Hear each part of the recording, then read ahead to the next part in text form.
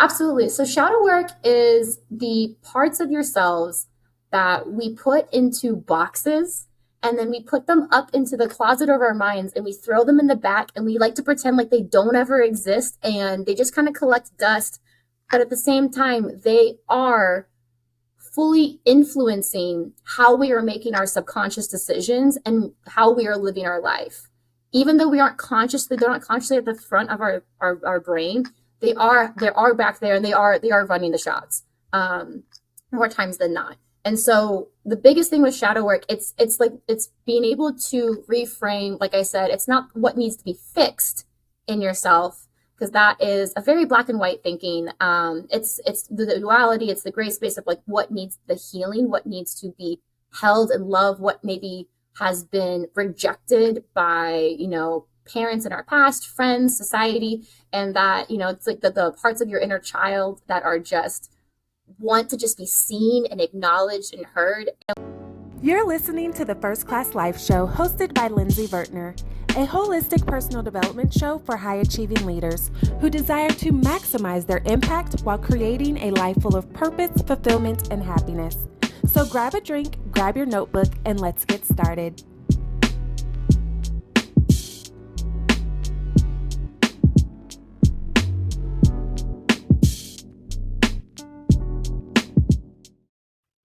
Hey, First Class family. Welcome back to another episode of the First Class Life Show. My name is Lindsey Vertner, mindset expert and professional speaker, and I am your host of this phenomenal show that's all about you high achieving leader. I know you're out there just attempting to crush your goals, and you are crushing your goals. And if not, that's okay, because we're only human, but that's why we're here to support each other. I know that you are out there looking to maximize your impact while create your first class life full of purpose, fulfillment, and happiness. And because you are here with us now, we truly, truly appreciate you, and we're going to drop all the gems. So make sure you get your pen, your paper, whatever you use to take your notes so that you can collect those gems, okay? And make sure you subscribe, like, comment, share, do all the things, because sharing is caring. And we like that internet currency is when you leave us some good feedback in the comments or you share it on your social media. Be sure to tag both of us now, because we like to engage in the conversation. Speaking of conversation, you know how we like to roll. We like to just hop right in there, okay? So welcome to the First Class Live Studios. We have Bri Garnica with us today. Hey, Bri. Hi, Lindsey. How are you doing today? I am good. So you are now officially part of the First Class family, okay? That's me, that's you, that's everybody that's tuned in right now. We're the healthy, fun kind of family, all right? Not the toxic, negative one. So please tell us, give us some background on who is Bri Garnica, just period. Give us the juicy details. Let us in, girl. We're sipping our tea. We got our popcorn. Who are you really? Oh my gosh. No, I love that question. So, I honestly, at the end of the day, I'm a creative community connector and healer. It's been such a journey, figuring out and who I am and who my authentic self is. Mm-hmm. And the more times that I lean into my creative self, whether that's being a visual artist or, I have a very large theater background. And I just always grew up wanting to express a lot of feelings, a lot of just that human experience. And I always resonated so well with other artists and other people who I just felt like also just got it. They understood the highs of life and the lows. They've seen both of that, and they were able to still find a lot of joy and compassion and just really just see the beauty in life. So I would say, I'm an artist. I'm a bridge. I'm a bridge in a lot of different ways. In college, I studied arts administration, which is the bridge between the artistic world and the business world, and being able to create those connections and help the two find balance within each other. I'm also mixed, so I have been a bridge between my white family and my Latino family as well, which is a very unique position to be in. Very much so. And then I've just always also been, a bridge for people, very much like with the artists, just being very in tune with that, feeling emotions, very intuitive, almost people would say a little woo world, while also being a bridge to the very practical world of, I have had corporate American jobs, I've been in sales, I've been in nonprofit fundraising, marketing strategies. So I have always been able to navigate being in these two spaces and figuring out how to bring them together. So that's a little bit about me in a very, very broad sense. I'm also I'm a manifesting generator. So I am a very multi-passionate human being. I'm constantly working on at least 3 projects at once. And growing up while in school, I was always told that was very flaky of me. I needed to pick just one. And that wasn't necessarily something that was encouraged. As I've grown older, I realized that's actually just very much my superpower. And I've been able to lean into that. So I have, full time, I work in talent development. And then I have a side business where I'm an energy coach. And I'm also a visual artist as well. And I also have a really intense hobby of loving to cook. So that's hiking enthusiast as well. I love going outdoors and being able to hike in the mountains and things like that. So I don't know, I'm a little bit of everything.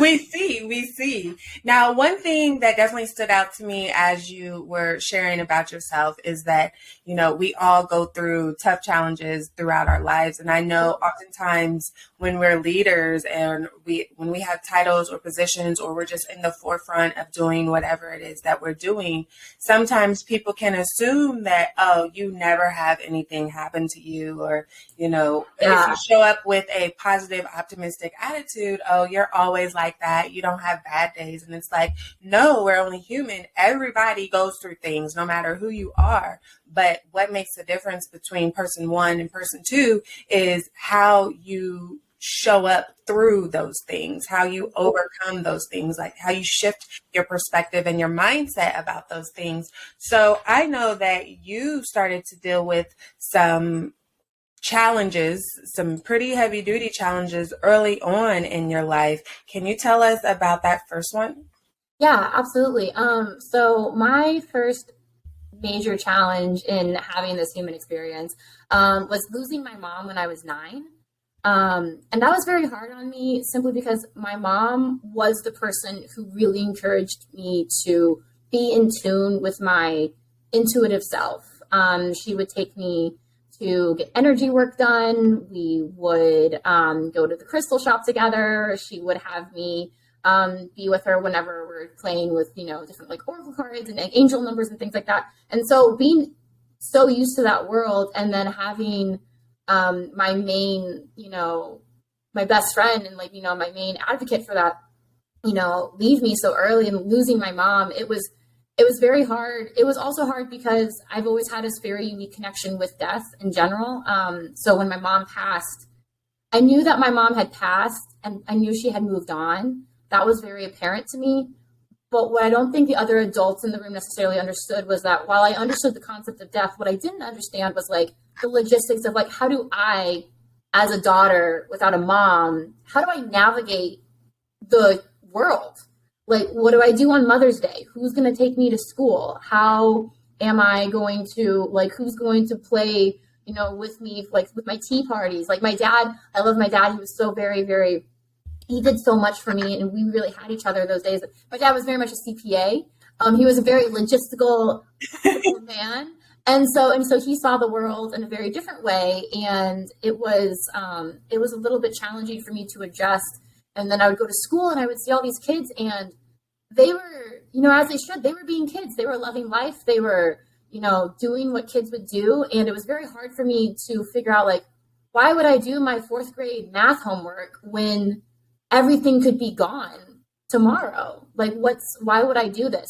It was very difficult to go out and just play with that carefree nature when I had my first experience of what, mortality, what that was like. And so it made it very hard for me to fit in with other kids, because they would want to talk about, the newest cartoon thing. And I was just what is the purpose of life? Why are we here? What happens when you move on? And things like that. And none of the other kids wanted to talk about that. They thought that was really strange, which is fair. So that was, but at the same time, that has that has given me such a unique gift in being able to really appreciate and be in the now and see the beauty of not just the world, but also like the relationships that I'm in, and like the friendships and the people that come into my life. I feel like I have always strived to not take anyone for granted, especially the good times. And that's also just been prevalent as I've gotten older. You know, I had a really great friend group at the beginning of high school, and while they didn't quite understand what I meant by it, I knew that it was not going to last, that we were going to grow up, we're going to grow apart, we're going to go to college, things could happen. And so I would always really be present in the moment and just try to soak up as much joy from it as possible, because I knew there was a very good chance that, you know, it wasn't going to always be this way. And I've kind of taken that philosophy in, you know, any interaction that I have. And so I love meeting new people. I love getting to know about them. I love whenever those like beautiful, like juicy, magical moments of community can happen, because it's so intense and it can be so rare. And unless we're very intentional about seeking that kind of healing out, a lot of people, I don't know, I feel like there's this sense of being able to heal through community that has been kind of lost on our society, on our culture. So yeah, so that was one of my first experiences. Yeah, and a tough experience, I'm sure, at that. I couldn't imagine losing my mom at such a young age. And so there were two things that stood out to me as you were speaking through that. One, what were some ways that you began to either kind of mask the pain that you were experiencing? And then what were the ways that you started to heal and move forward? And we know grieving is a lifelong journey, right? It's more so learning how we navigate the world with this missing piece of it. You don't necessarily heal like a scar that falls off and goes away and you forget about 10 years down the line. It's something that is ongoing. So what did that look like for you? Looking for amazing products to help boost your first-class lifestyle? Then head over to firstclasslifeshop.com, where you can treat yourself to personal development books and workbooks, lifestyle affirmation cards, adult coloring books, mugs, notebooks, hoodies, t-shirts, leggings, and more. All products were designed to help you master your mindset, walk in your purpose, and live your first-class life, because you deserve it. So treat yourself today at firstclasslifeshop.com. Again, that's firstclasslifeshop.com.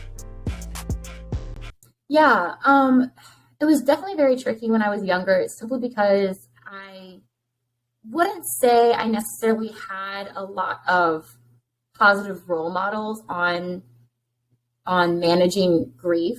I definitely went to a therapist, which was awesome. But like when I was in school and in my day to day, it was very much the other kids didn't want to talk about it. My teachers didn't really know how to talk about it either. It was very much this thing that people wanted to say, like, "Oh, I'm so sorry for your loss," and then kind of move on. And I was kind of also expected to do that because that was like the polite thing, to not make them feel awkward. So then almost the fact that my mom died became like my problem that I had to manage with myself. And that did lead to,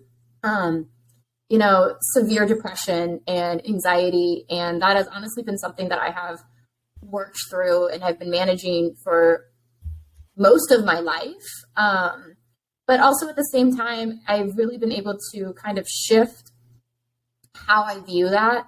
And, I don't necessarily see it as having depression and anxiety. It's simply that I'm very sensitive. I'm a highly sensitive person, and I know I've experienced intense grief. And so like, it takes time for those things to be healed. And it's also just something that's part of me that doesn't need to be fixed, or I don't need to put in a box, and I don't need to hide it away.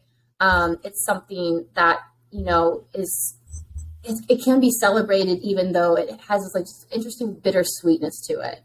Because at the same time, it feels so intense because I love my mom so, so much.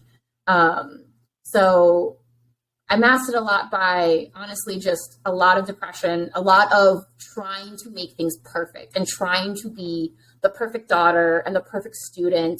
And I really wasn't able to, heal at that level until I probably got out of college. And I realized that like all these people that I was trying to be perfect for were no longer so immediately in my life. Like I wasn't seeing teachers every day. I wasn't living with my parents. I really got to this point where I was living my life for myself. And I realized I was really, really not happy. I did not like how the medications that I was on, I did not like how they were treating my body. I did not like the side effects. I started to feel very numbed out to everything, including the good stuff. And so I started to kind of look at, I went to like behavioral therapy, and I also started looking at mindset work and really being introduced to this idea of, shadow work and being able to integrate your shadow into your whole self and letting it be that duality with your light instead of just wanting to be your highest, best self all the time, and anything slightly dense is bad and we have to get rid of it or hide it or pretend like it's not there. And it was the moment where I really got to be able to start looking at my healing journey as not something that needed to be fixed, but just something that needed to be brought to light, that needed healing, compassion, love. The more I loved that part of myself, the more beauty I was able to experience in life, the more full I was able to experience my relationships. And honestly, the more grounded and in alignment I was to go and had more clarity to go after what I actually really wanted and what was important for me. So. Now, I noticed you mentioned shadow work. Explain to those that are tuned in right now that might not know what that is, like define what shadow work is for everybody tuned in. Yeah, absolutely. So shadow work is the parts of yourselves that we put into boxes, and then we put them up into the closet of our minds, and we throw them in the back, and we like to pretend like they don't ever exist, and they just kind of collect dust. But at the same time, they are fully influencing how we are making our subconscious decisions and how we are living our life. Even though they're not consciously at the front of our brain, they are back there, and they are running the shots more times than not. And so the biggest thing with shadow work, it's being able to reframe. Like I said, it's not what needs to be fixed in yourself, because that is a very black and white thinking. It's the duality, it's the gray space of like what needs the healing, what needs to be held and loved, what maybe has been rejected by, parents in our past, friends, society, and that, it's like the parts of your inner child that are just want to just be seen and acknowledged and heard. And one thing that I always work, especially with my clients, I always work with the phrasing. It's never necessarily like low frequency or like baggage. It's never like bad, negative energy. I always like to phrase it as it's just dense. It's just very dense, intense energy, and that dense energy needs to be transmuted. And it needs to be alchemized. And you do that through doing the work, being able to sit with yourself, hold yourself, love yourself, the self-care, the journaling, meditations, all of that, and being able to bring that to light. That's what transmutes it. And when you transmute it, then all of that space, that dense energy was like taking up, it then gets to be opened up for something else. And that something else can be a new job. It can be a new relationship. It can be, that next thing to kind of like come in, like the next level of your human experience. You get to level up, but you can't do that necessarily until you're able to look at the dense energy that you're currently holding on to and realize what can be released, what needs to be integrated into my whole self. And what am I carrying that's also just like not mine, that I picked up from like other people? That's definitely an important one, because we don't realize how much other people's baggage starts to weigh us down, and how other people's baggage we start to put into our own baggage. And really, it all just needs to be left on the curb for the trash to pick up. So what would you say are some top tips or suggestions, some ways that we can start to face our shadows? Yeah, that's a great question. One of the biggest ways that has really helped me has been journaling. And journaling not with the intention of like, let me write down everything that's happening in my day. Let me write this so it's like perfect. So if anybody else was to read it, they would have a very, accurate account of my life. Like being able to journal simply to like brain dump and channel. So what you do is you get out your paper and you set your timer to like 6-8 minutes, something like that. It doesn't have to be very long. And you just write every single thought that comes to mind. And if one thought interrupts another, that's fine. You keep going with it. And what that can do is it starts to like switch your brain from the conscious, like, oh, I'm writing things down. And you start to be able to slip into the subconscious. And then things are going to start coming up that you didn't even know were issues or thoughts or fears or anxieties that you were carrying. Those just kind of start showing up because they want to be seen. That's the thing about shadow work is once you kind of create the space, and you can do this through meditation, being able to settle yourself in your body, settle yourself in your mind, and being able to tell your subconscious that it is safe to see these fears. It is safe for the shadow to come up, and that it's not going to be met with, rejection or judgment or anything like that. It's going to be met with curiosity and love. Once that groundwork has been set, then the shadow work's going to come up all by itself. And it's going to be super excited to be seen. It's going to be like, oh my gosh, yes, hi, I'm here. You want to talk to me? Oh my God, let's talk. It's going to be so excited to do that. And that's the biggest thing I love to be able to tell my clients is it's a shift in mindset from going from judgmental to like, well, why am I like this? Like, I need to be better than that. And being able to shift into curiosity of like, well, why am I like this? Why am I like this? Where does that come from? Where did that start? Is that even mine? What was the first moment I felt that? And the more questions you can ask, there's this fun routine called like the 5 whys, where you can ask yourself why 5 times and you really get down to the root of where this actually comes from.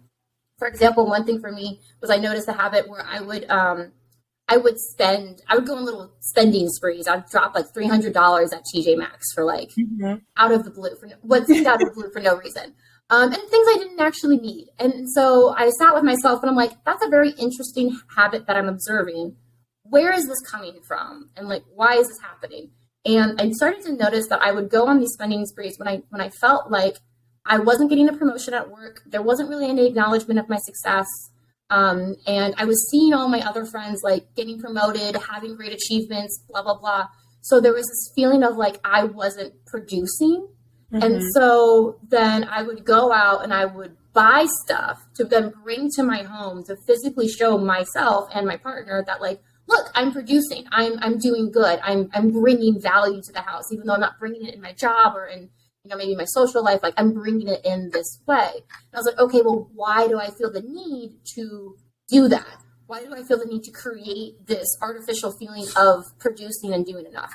And it was simply because, in school, you would get your A's on your test, you would get your good jobs, like on a pretty frequent basis, I would always be putting my need to be validated, that I'm doing good work and that I'm being a good person. I would always need to put that in other people. And so then even going further, it's like, okay, well, like, where does that come from? And it's just the fact that like, from my mom leaving me, she passed away, it was constantly rooted in this need. It's like, I needed to perform well and be a good kid so people wouldn't leave me in my life. I even though it's not why my mom passed, that was not in my control, but still like, it was just my dad, and it made my dad's life easier when I was a good kid and I kept my room clean and I got good grades and all that stuff. So like it started from this very intrinsic need to not lose anyone else. And the best way to do that was to control by being a good kid, by being able to produce and perform. And all of that manifested into me wanting to go to TJ Maxx and spend $300 so I could show my partner that like I'm still a good partner. Like I can bring things to the table. It's fine. Yeah. So how did you start to overcome that? Well, honestly, the biggest part was just knowing that that's where it came from. And so then whenever I would feel the need, the itch to like go to TJ Maxx, and whenever I felt like all these things adding to my cart, I was able to stop myself and be like, is this actually something that is a need in our household, or am I trying to create that feeling of producing? Am I trying to validate myself through buying this stuff? And then a variety of different, meditation and just mindfulness and being able to strengthen my connection to listen in to my inner voice and my inner guidance. There are a lot of times where it's like, no, you're just hurting. You just want to feel affirmed and validated. And that's what you want. Like, and then I can ask myself, like, okay, do I want to do this by spending $300 at TJ Maxx, or do I want to do this by, one of my love languages, words of affirmation? So like, do I just need to write myself a letter of all of the good things that I've done, all the accomplishments that I have done right now, and remind myself that I've actually accomplished a lot of things, and just say that back to myself? Or do I need to, go for a walk instead and like sit with this feeling of like, I'm not doing enough, and see what else has to come from it? So kind of being able to come up with other options, a little bit more healthier options. It's like I said, I'm an artist, so I've been able to use my art a lot to transmute shadow and dense energies. And whenever I'm struggling with, like intense emotions, that has been huge. And sometimes I just need a paint sesh. And that helps me tremendously. So, yeah. So, okay, what I was thinking about as you were going through that is how depression can show up in our lives, especially as leaders, because you've mentioned several times how you had to do good and perform well, and that was your way of subconsciously, even though you had no control over it, that was your way of attempting to control if people left your life. If I show up good, then no one's going to leave me. And so oftentimes, and correct me if I'm wrong, but I feel like it was this way with you, that depression was probably, excuse me. No, you're good.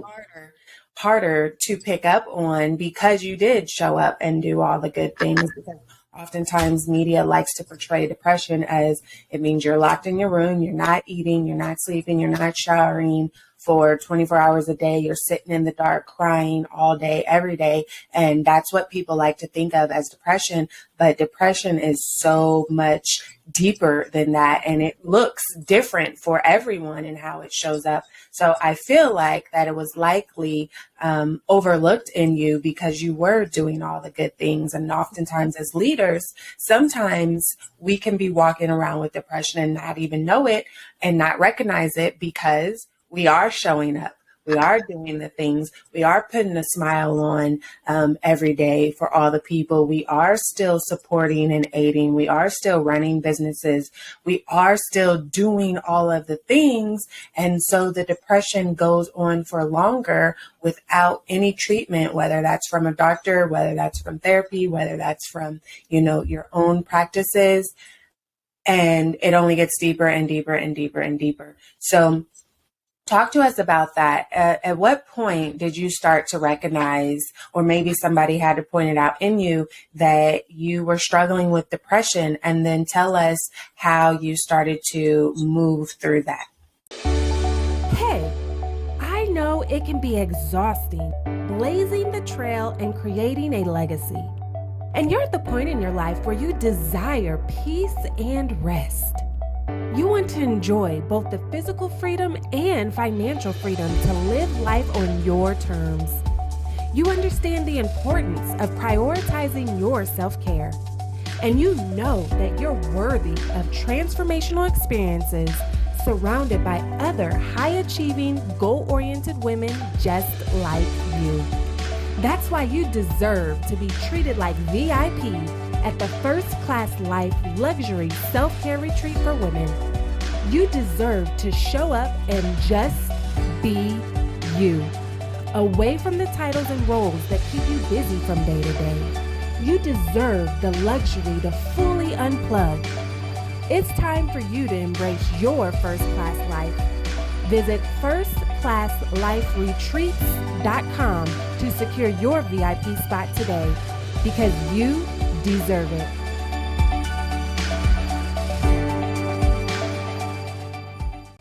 Yeah, no, that's a really great point. That's the thing.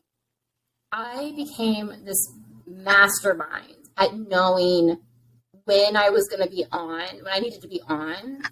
And so there were definitely the times where, it was exactly like that. I was an only child in general, but like my room became my safe haven in a sense where I could let my mask down and I could be as sad as I was. And at the same time, that was really hard because it'd be really hard for me to leave my room at some points. But whenever I would have to go to school, or as an adult, whenever I had to go to work, and at the time where I battled with this the most, I was in a sales job. And as a sales job, you are extremely extroverted and you're extremely outgoing. And I was one of the top salespeople. I was crushing my numbers. I was nailing like 10 cold call meetings a week and going on them and running them. Like I was performing at this extremely high level. And it was so difficult because like I knew like that I struggled with depression as a kid. And I knew that it was something that was there, and like along with anxiety in the job, no one talked about anything like that. Everything was awesome and great, and we're just focusing on the next goal. And I leaned so heavily into that culture because that's also like for me, it was like if I'm constantly moving and if I'm constantly accomplishing and I'm constantly working towards the next goal and I don't give myself a moment to rest and sit with myself alone in my room, then I don't have depression because it never comes up because I'm never sad. I just keep pushing myself to the next thing. And I did that until I had one of my very, very, very dear coworkers come up to me. And I was telling her, I was like, I feel like I'm on this breaking point. I don't feel like myself anymore. Like I was, talking about all these things. And I was like, I've seen you from the day that you showed up at this job to now. And every day you've come in, like you've shined less and less bright. You have been less and less like coming from like your authentic place. You've been pushing more. You seem burnt out. Like, I don't think this job is good for you. I don't think it's good for your mental health. I think it's actually what you want to do. I don't think this jives with you at all and your energy. And I was like, oh my gosh, you are right. I have gone so far away from who I am and being in tune with my feelings and my emotions and even my physical body. And that kind of culture, in that job, there is no, I'm going to put my 2 weeks in. There was only quitting. And when you would quit, you had to do it right then and there. Because if they could tell that you were going to quit, they would find a reason to just let you go before you had anything else set up. So I went straight up to the manager that day. Like I made this decision in 45 minutes. I went straight to the manager and I was like, I have to quit right now, today, in this moment. I know I'm slated to get a promotion and I'm 2 weeks away from finishing the program that would then get me my promotion, but I'm dying inside and this is not for me. And so then I got escorted out of the building. My friend had to pack up my desk and like send it and like give it to me afterwards. Like I couldn't even go get my things, which all of that was kind of a little bit traumatic in itself. But once that all happened, and I kind of got to sit with myself in my room finally for the first time. So many emotions came up. Like there was obviously this like, oh my gosh, what did I do? I just like quit my job without having a second job. And it's my first job out of college and I was doing so well at it. And like, was that actually the thing I should do? But honestly, I was able to get myself into therapy, and especially it was like behavioral based therapy. And that was so helpful in me. I gained a lot from talk therapy and just being able to have this incredible self-awareness about myself. However, I also have a tendency to intellectualize and think too much in my head. And I was like, I really needed something that like this depression, like I need to learn how to be able to manage my energy better and how to manage my depression and anxiety. And so I wanted to go to behavioral-based therapy simply to like, I need to learn the habits and I need to learn the lifestyle that is going to support me and not something that I have to constantly be running from and waiting for it to catch up with me and like take me out and having like a panic attack and being out in like a week-long funk where I can't even get out of bed. Like this is not sustainable. And additionally, I just did not like how the meds were making me feel either. It was always making me feel really just disconnected from my body and myself. So I was like, I need to find something that works and I need to create the habits to create a lifestyle that supports me. And then it's just honestly just been uphill from there, which has been I've just been really blessed with. So. Yes. Kudos to you. What were some of those top tools or resources that you learned maybe in therapy that started to really help you to push through and, make that shift in your lifestyle? Yeah, a lot of it was being able to identify when my inner critic was taking the wheel. And that was the voice that was running everything. Another one was being able to identify the concept of my inner child. And I had never heard of the concept of your inner child up until probably when I was like 23, 24. And the first time I did an inner child meditation, which was encouraged by my therapist, and I actually met with her, was so profound and so powerful. I think sometimes we forget that we were children at a time, and that child is still carried within us. And that child still has needs and wants and desires. And a lot of our personality and behavior stems from that inner child. And being able to actually acknowledge that part of ourselves and bring that part of ourselves into the conversation and into the experiences that we're having in our current day is such a different, more holistic experience of living than just pretending that we were never 5 before and we never wanted to just, like be silly and like experience joy. Like we just wanted, like we found so much happiness in such simple things. And I'm not sure why as adults we think like, oh, that's for children. Like we don't do that. I'm like, but it's fun. And your inner child would love for you to do that. And it would be such a healing. There's been so many experiences that I've had. For example, recently, like I went on a cruise with my parents, which was so fun. The last time I went on a cruise with my parents, I was like 15.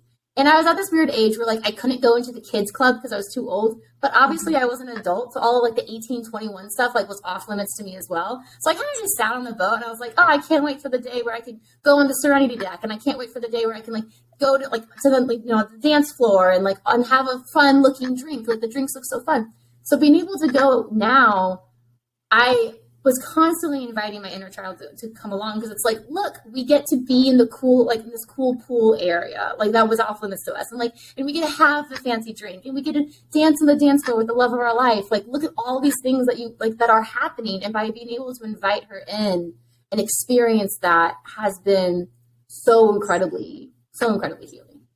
So yes, I love that. We all have that inner child, and it's important to face them and say like, hey, what's hurting you right now? And how can the adult me help you to heal and bring it along in that process? And it really does make a difference in our day-to-day happenings and all of those things. So thank you for sharing that with us. Yeah. And so now I would like to play a little game if you're up to it. Absolutely. I love it. Let me get my phone here. Okay, so this game is called First Class Life Favorites, okay? And how it works, it's really simple, is that all I'm going to do is say, what is your favorite, fill in the blank, and you're going to fill in the blank. Okay. Easy, right? Yeah, I love it. But you got to get it in 10 seconds or less. So you don't have time to think through what are they going to think or anything like that. This is a genuine connection to your intuition. Just let me come up. Let's do it. So, however, if you miss the buzzer, everybody gets a consequence. You, me, all the First Class family that's tuned in right now. So you get to pick what consequence that is, and don't get too hung up on, oh my gosh, I can't do that, because what's positive for one might be negative for another. So it's all a matter of perspective. Like me, I don't like working out. So if you were like, okay, the consequence is you got to do 5 burpees, I'm going to be like, girl, really? Where somebody who loves working out, they might be like, that's it, easy. So think about that. It can be whatever you want. Some people will do like, oh, take a shot. And if you're a non-drinker, then just accommodate, like put a shot of herbal tea or something like that. So some people do, you have to compliment somebody that you don't really like that much, genuine compliment. Or you got to take a walk for at least 10 minutes, and every time they miss the buzzer, add it on more time. So you make the consequence whatever you want it to be. So I'll give you a moment to kind of think about that. Okay. I think I got it. You got it? I think I got one, yeah.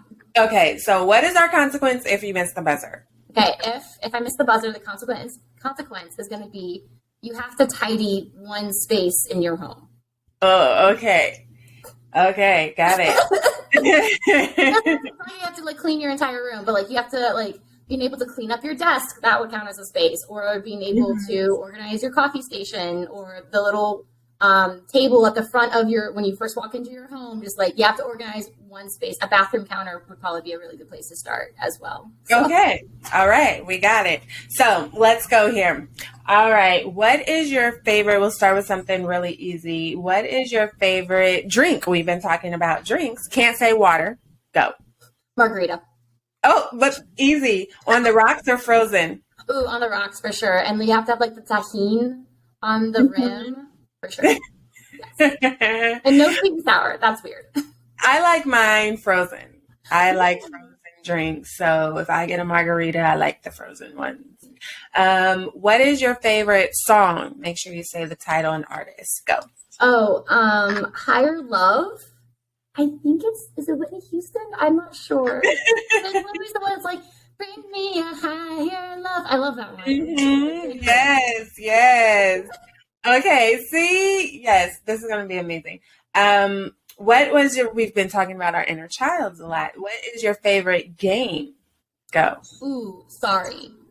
I was sorry with my mom, and she would always be the green one, and I'd want to be the blue one, and I just loved being able to knock someone's off. I felt so cool. Get out of here. Yes, yes. What's your favorite book? Title and author. Go. Oh, the ACOTAR series by Sarah J. Maas. It's A Court of Thorns and Roses. That has been a wonderful series for me. Once again, connecting back with my inner child, I've started reading fantasy again, and that is more of an adult fantasy version. So like inner child me gets the fun plot about like the fairies and whatnot, and adult Bri gets some spice, which she greatly enjoys, being a words of affirmation girly. So A Court of Thorns and Roses by Sarah J. Maas. It's a great series. I would highly recommend. Okay. Got it. What is your favorite? You might have one of these with a theater background and just being creative. What is your favorite joke? Go. A joke? Oh no. I don't like jokes. I don't like comedies. Which is very Capricorn of me. I'm just a comedy person. I don't have a favorite joke. This might have to be a buzzer. Yeah, you missed the buzzer. What's a funny story that you can think of? Just in general, something funny that happened to you, funny or embarrassing? Ooh, funny or embarrassing. Oh gosh, I'm blanking on all of these. I don't have, okay, actually there was a pretty embarrassing moment for myself. I just got into, I work for my family's business. I'm a client success manager for talent development. I work with a lot of people on like creating different projects and stuff like that. So I had this very like consultant brain happening. And we went to Buffalo Wild Wings, and there was this waiter, and he was so awesome. He was communicating to us like, okay, your wings are going to be out in like 20 minutes, 15 minutes. Like, okay, they're about to be out. Like, oh, we hit a snag, but like, we're going to do this instead. And I was like, he was just being so great. He was being so communicative. And so then when we were leaving, I don't know why, but for some reason, my brain just blurted out something to the effect of like, wow, thank you so much. It was really great collaborating with you on this project. And my husband, he's like, what? Why did you say that? You made it sound so corporate-y. And I'm like, I don't know. I was just really grateful. He was so communicative about the deadlines and the challenges. And I don't know why I said it like that. And so sometimes I have little weird moments like that. Well, that's how your brain processed it, the deadlines and the challenges. We're collaborating on this dinner. That's how I felt like we were collaborating on this dining experience, and overall it was a great time. I would love to work with him again. Are you loving the First Class Life Show? Then join our private Patreon community. Not only will you help to support our ability to provide you with great content, but you can also get exclusive perks like bonus videos and resources, discounts, episode transcripts, and more. So what are you waiting for? Join today at patreon.com/firstclasslife. Again, that's Patreon, patreon.com/firstclasslife. See you on Monday. Yes. What is your favorite place to travel specifically? Go. Ooh, I love traveling to Italy. because I love the history. I am Catholic, and I am very interested about the duality of our history that is there. But it's just so interesting to go and see the murals and the artifacts, and just being able to go to a place where it's like, there's just so much history there. As well as the food's incredible. I love pasta. I eat pasta every day if I could, and I can, so I want to, but Yvonne says we have to have greens and stuff in our diet. And like the Tuscan countryside is so beautiful as well. Like being able, and then they have such like a wonderful, relaxed way of living. Like in the US, it's very, you work to live, you live to work, and it's all about, chasing the deadlines and running the corporate ladder and blah, blah, blah. And I just saw on TikTok this wonderful story of this man who moved to Italy to start up an Airbnb, and and it's taken him 4 years to renovate this beautiful home into something that for like the Airbnb of his dreams. And in America, like that business would seem as a failure, and they would say, get out. Like, what are you doing? You're wasting money. 4 years hasn't turned a profit. That's lame.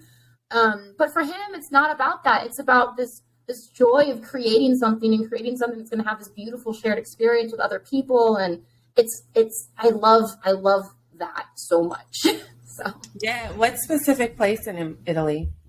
I really love Rome specifically. It's wild in Rome.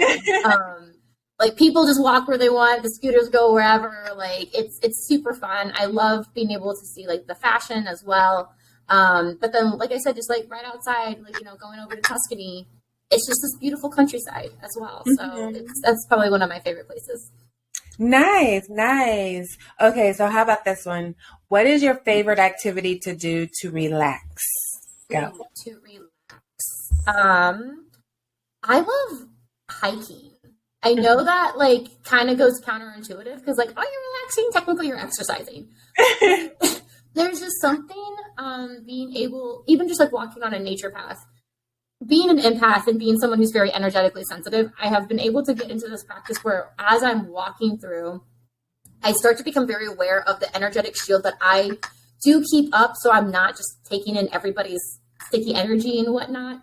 But when I'm walking in nature, I'm able to be aware of that shield, and I'm able to like let it all down, and then just really be able to feel nature and like the earth like really penetrate through my energetic fields and really hold me. And it is the most rejuvenating and like comforting and sweet type energy I have ever experienced. And it's just like, and like I think they call like earthing and like nature like bathing, and it's a real thing, and it's so helpful in managing my own anxiety and stress, and also getting a very clear, I get a lot of clarity on what's actually important to me or what's actually the problem, what is actually holding me back. So I gain a lot of clarity when I'm able to do that as well, which I think is part of rest, is being able to come back to self. Yeah. Nice. Yeah. And then just getting that fresh air. Yes, exactly. Something about fresh, crisp air. Mm-hmm. Okay, so last one. I was wrong about the joke part, but I'm thinking that you might have one of these. What is your favorite like catchphrase or saying? Go. Ooh, trust your magic. Ah, see? I knew it. I missed the first one, but I got that one. That is actually one that I made for myself. And back in 2020, I actually lost my job, and I had a huge health scare that put me flat on my back. I couldn't do anything. I couldn't drive. I couldn't go to the bathroom. I couldn't without assistance. I needed help. I couldn't move for 2 months right after losing my job. And so there was this huge moment where I was like, what am I doing with my life? The universe and I are buddies, and I feel like I just got massively dumped on. Like, what the heck? And I was reading a book called "You Are a Badass" by Jen something. But the book was so helpful in reminding me. Yeah, the book was so helpful in reminding me. It's like, yes, the universe has my back still, and yes, we co-create, but also I need to trust in my magic more. I need to leaning into my magic is very much everything that has kind of I built Golden Bee with. It's just what's the most me thing possible? It's okay, turn that into your passion, turn that into your purpose, where you turn your passion and make it something that you can serve to your community. And so that phrase of trust your magic, that you got this, that you can handle whatever is brought to you by being the most you possible, that has gotten me through so many things since then. But yes. Nice. Well, you only missed one buzzer. Woo! So, listen, you guys, we only have to tidy up one thing. But if you're feeling funky, then, just keep it going. Tidy up 2 or 3 or 4. But thank you for playing our First Class Favorites game, because now you are joining an elite group of people. So make sure that you join our private Patreon community so that you can have access to our First Class Favorite Things list. It has our reading list, our song playlist, our favorite places to travel, and because we prioritize self-care on this show, all of our favorite activities to do to relax. So if you need some fresh ideas, you can head to that First Class Favorite Things list, and it's uniquely curated by all of our phenomenal guests. That's such a good resource. Yes, and you are now an author of it. Hey.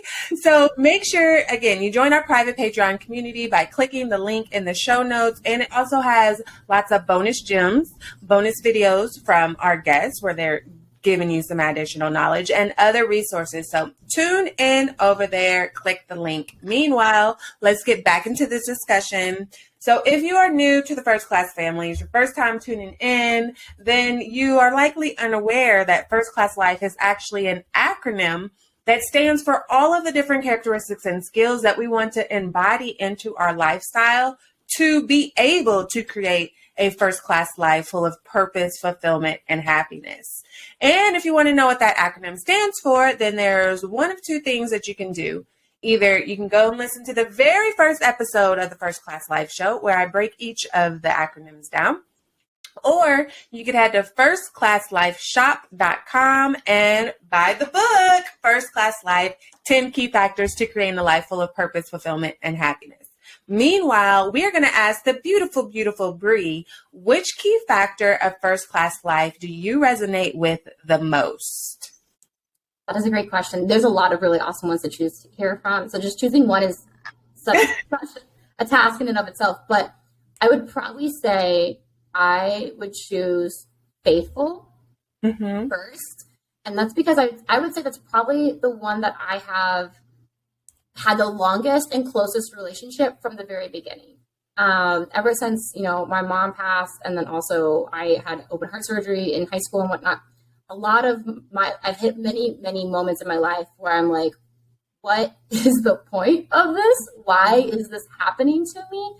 How am I going to move on and keep going? And a lot of what got me through those big moments was having faith in myself, faith in something higher, faith in, the love that others had for me, and that the love that just kind of like shows up from community, and just being able to really lean into having faith that this all will work out. This all has a purpose, and that I have a purpose in being able to, live and find that happiness and find that joy and not letting my circumstances rob that of me. I have faith that I'm strong enough to do that. And I have faith that by me being able to do that, it's going to help serve others as well. So I would say faith is the first one that has just been with me the longest. Yes, we love it. It's definitely important to be faithful in all of its different aspects. So tell us, how do you impact the world as a leader today? Yeah, so I have started my own business called Golden Bee by Bri, and I am an energy coach. And what that means is I help, especially women, being able to navigate the internal and their external energies. So we work a lot with like mindset, growth mindset, subconscious behaviors, habit hacking, and then also just the being able to navigate both like the masculine and feminine side of both business and in living life. So right now I currently have this very exciting program called the Power Hour. And that is where I get to meet with a client. And for 1 hour, we do a massive deep dive where we identify one limiting belief that is holding them back. And then we create a game plan on how to reprogram their subconscious to not only release that limiting belief, but then also to start building the habits and behaviors that will support their ideal reality, to really make that shift happen in like an expedited amount of time. So nice. And we will have the link to where you can book your very own power hour right in the show notes. So you can just click, schedule your session, and figure out all of that that's going on. So let us know, how can we reach you on these internet streets? Where can we find you? Yeah, well, so my most popular one is my Instagram, and that is just like at Golden Bee by Bri. And then I also have a website, which is goldenbeebybri.com. There's a theme here, obviously. And those are my and those are my major two right now. Okay, and that's Golden Bee, GOLDEN BEE. Like the bumblebee. BY Bri, BRI. Yes, exactly. Awesome. Okay, so very last question. What is some final advice that you can share with us on how we can create our first class lives full of purpose, fulfillment, and happiness? I only get to do one advice, which is hard. I'm full of advice. Mine would be, don't let go and having it all figured out. Let go of the need to have it all figured out, and let go of the need of having to be completely in control and having it perfect. Because this is truly, you are co-creating with the universe. And if you are holding on so tightly to how things have to happen, then it doesn't give a lot of creative, artistic liberty to the universe to show up in very surprising in different ways, in ways that, you know, are actually way easier and way faster that you never would have imagined. So just take the first step. You only need to know where you're stepping next. You don't need to know all 10 steps at the end of the road. And remember to allow space for the universe to show up and surprise you. Nice. Thank you for being a phenomenal guest and dropping all the gems that you've dropped with us today. And thank you, First Class family, for tuning in for this past hour. Again, we know you could be doing anything in the world, but you have shared your time with us, and we truly, truly appreciate you for that. So make sure you tune in every week as we drop a new episode of the First Class Life Show, and helping you to maximize your impact while creating your first class life full of purpose, fulfillment, and happiness, because you absolutely deserve it, and so much more. Bye. Unfortunately, all good things must come to an end. But please be sure to subscribe to the First Class Life Show. And don't forget to rate, leave a review, and join our private community so that we can continue to provide you with great personal development conversations to help you maximize your impact while creating a life full of purpose, fulfillment, and happiness. You deserve it.